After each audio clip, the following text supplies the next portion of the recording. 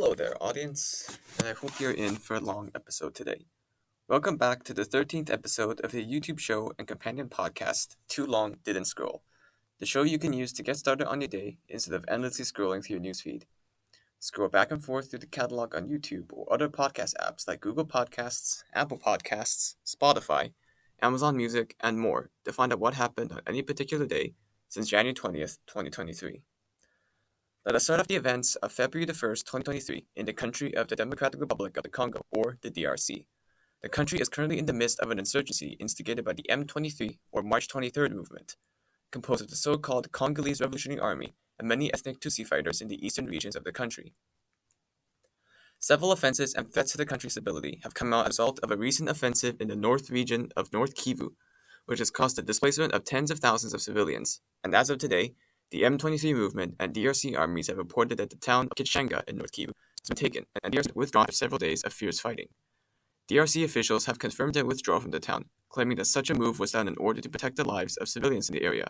like in the town with a population of around 60,000.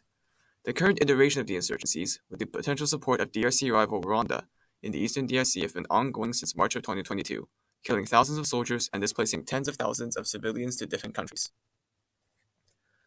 Meanwhile, the Caribbean country of Haiti is continuing to struggle under the effects of the so-called Haitian crisis ever since violent demonstrations and riots broke out in September of 2022 over issues with energy costs, supply, gang violence, and more, with many such issues dating back to at least 2018. Ever since, the country has been struggling against civil unrest and gang violence erupting across the country, threatening stability, especially after the assassination of then Prime Minister Jovenel Moïse in 2021 and the deaths of several police officers mere days ago. Both Haiti and the United Nations have requested international assistance to be brought in to help secure the nation, and as of today, the country of Jamaica has stepped up, stating the country is willing to send troops into Haiti. Jamaican Prime Minister Andrew Holness today expressed willingness to deploy troops as part of a quote-unquote multinational security assistance deployment, in addition to helping supervise electoral reforms in the country. The Haitian crisis, ever since 2018, has since caused the deaths of over 180 civilians and over 40 police officers.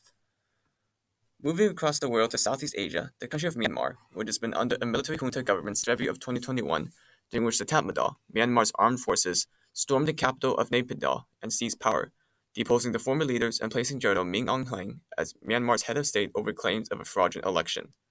The country has been struggling under an escalation of a civil war ever since between forces aligned with the deposed government and the current military government.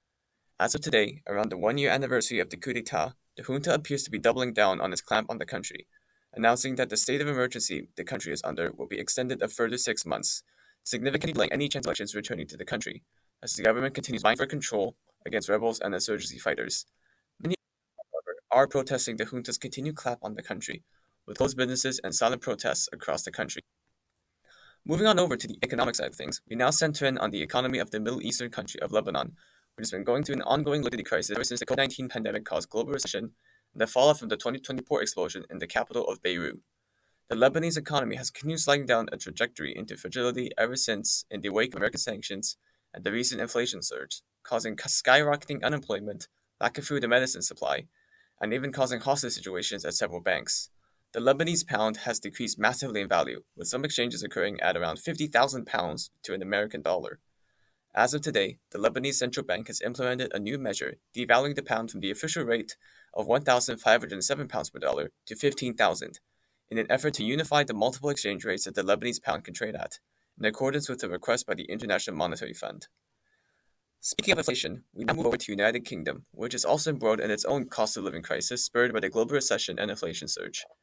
As of now, the country is now going through one of its largest industrial actions since 2010, as over 500,000 workers across the country go on strike protesting the state of public sector pay amid the ongoing crisis. These workers include thousands upon thousands of teachers, train conductors, bus drivers, civil servants, and more, causing the closure of thousands of schools and public transit delays, all arguing for pay rise that can keep up with the rising cost of living.